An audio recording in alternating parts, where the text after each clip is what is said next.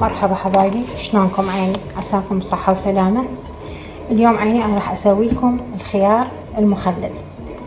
إحنا هاي الفترة ويا العشاء ويا الغداء نحب الطرشي، ودائما أنا الطرشي من أشتريه من برا بصراحة يأذيني. بعدين افتهمنا إنه قسم من جماعة اللي يصنعون الطرشي يخلوا له تيزاب أو المادة الحامضية اللي هي تأذي المعدة. لذلك أأمن شيء أني أشوف إنه إحنا نسوي الخيار بالبيت المخلل، وبصراحة هي طريقته جدا سهلة. هسه إحنا أول شيء المرحلة الأولى بعمل المخلل الخيار هو إنه ننقعه بمي وملح. هسه أنا عندي اليوم هذا الخيار غسلته ونظفته مجموعة مو هواية. عندي شيشة، إذا أراولكم هاي الشيشة مالتنا، احنا كليتنا اكيد عندنا شيشة معجون لان انا عائلة صغيرة فكافي علي هاي الكمية من الخيار وملح. تشوفون هذا الملح، هذا الملح الخشن اللي هو خاص للطرشي. اقدر استعمل الملح الناعم بس هذا يكون افضل. وهذا الملح الخشن يا ريت الكل من عنده يشتري ويحط بالبيت، يفيدنا للسمك لما نشوي السمكة الكبيرة بالفرن. افضل ملح وننقعها الفترة بي افضل تمليح لها هو من الملح الخشن. هسه خلي ابدي.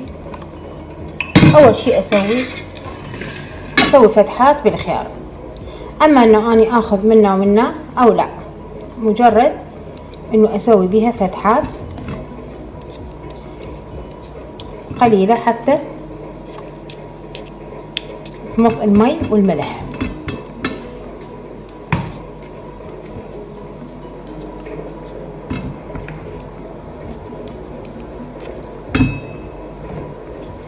طبعا انا قبل ما بلشت شيشة اللي عندي اللي راح اخلي بيها الخيار قست ايش تحتاج مي.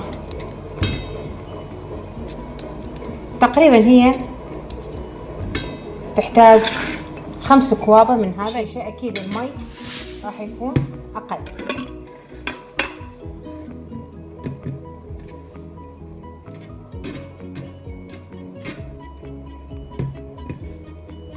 ابدي اسطر الخيار مالتي.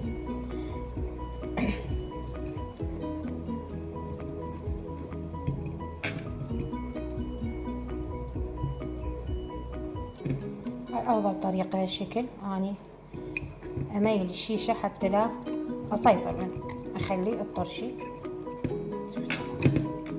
حواشي 1 2 3 4 هاي 5 وهاي 6 همات. الملح ايش قد ما يكون زايد افضل. هسه اخلي المي، مي بارد مي حار مو مشكلة، الى ان يغاطي اوصل الى نهاية الشيشة. ابدا ما اخلي فراغ. شوي يعني اشوف هذا الخيار اللي طقت عندي بس خليني اقبضها.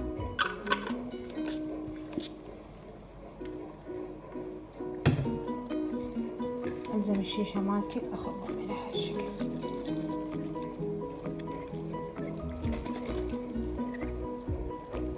هذه الشيشة امامي ابقيها اسبوع 10 ايام شهر ما عليها شيء لان هي مي وملح. المهم اذا انتم مستعجلين عليها ورا 3 ايام راح يتغير لونها. من تشوفون لونها تغير تقدرون تستخدموها. انا عندي شيشة ثانية هذه سويتها قبل اسبوع تقريبا مثل ما تشوفوها. شوفوا شلون لونها يختلف عن هاي.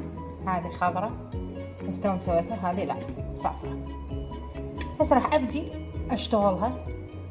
اول شيء انا من راح افتحها، طبعا هي كلها ملح، راح انقعها بمي واحدة، انقعها فد ساعة ساعتين وبعدين انشفها.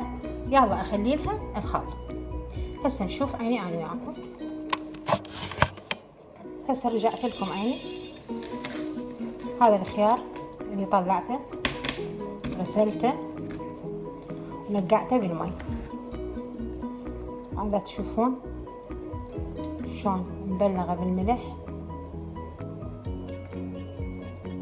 هكذا، اسمعوها شكلها يعني تكون تتقرمش.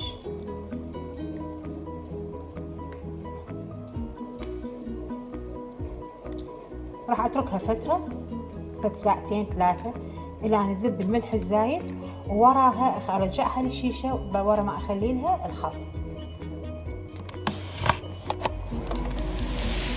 الحين هسه رجعنا لكم.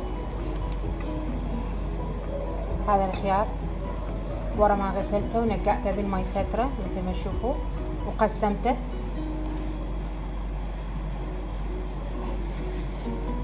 حضرت وياه سنين ثوم، وهذا تمر هند. اذا تشوفونهم راح اخذ من عنده قطعة بالخل.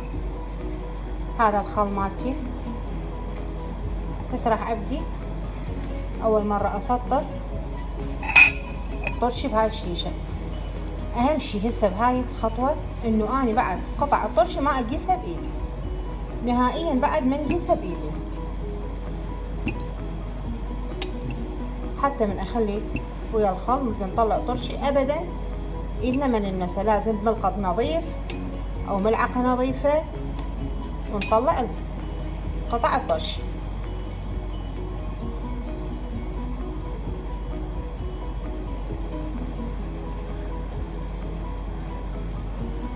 تشوفون هسه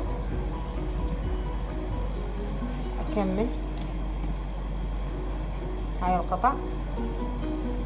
انا قسمتها حتى لا تعذبني تاخذ يعني مكان، ماكو مكان خاف تضايق. وبس اذا يعجبكم انتوا الخيارة كلها كاملة لا بأس.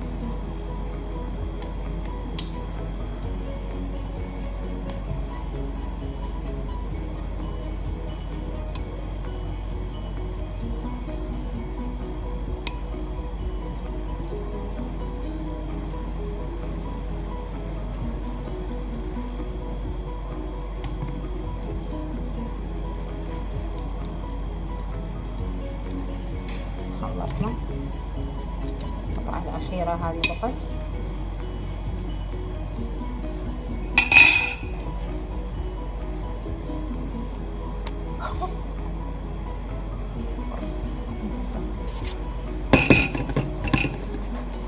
هاي الشيشة سأخلي قطعة ثوم، قطعتين ثوم لي حتى أنكه الخلط. عندي هاي تمر هند، ما اخذه كله لان هذا تمر هند المالح المستعمل للطبخ ينطي نكهه ايضا للطرشي. اخذ جزء من عندها مثل ما تشوفون، جزء منها اخليه.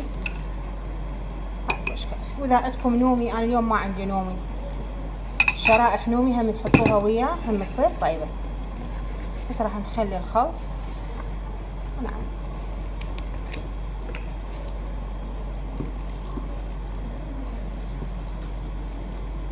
الخل لازم يغاطي.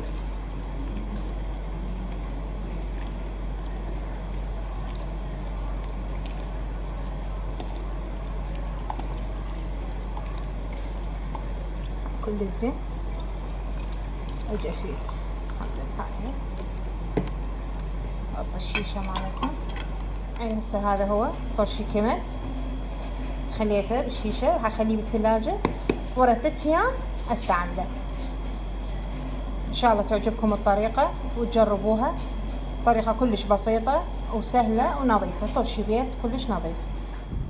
هسه حبايبي بقى بس اذكركم مقاييسنا لكل كوب مي: خاشوقة، ملح خشن، واذا ملح ناعم خاشوقتين. ولا تنسون اللايك والشير القناة صينية اهل الحلة. شكرا جزيلا، مع السلامة.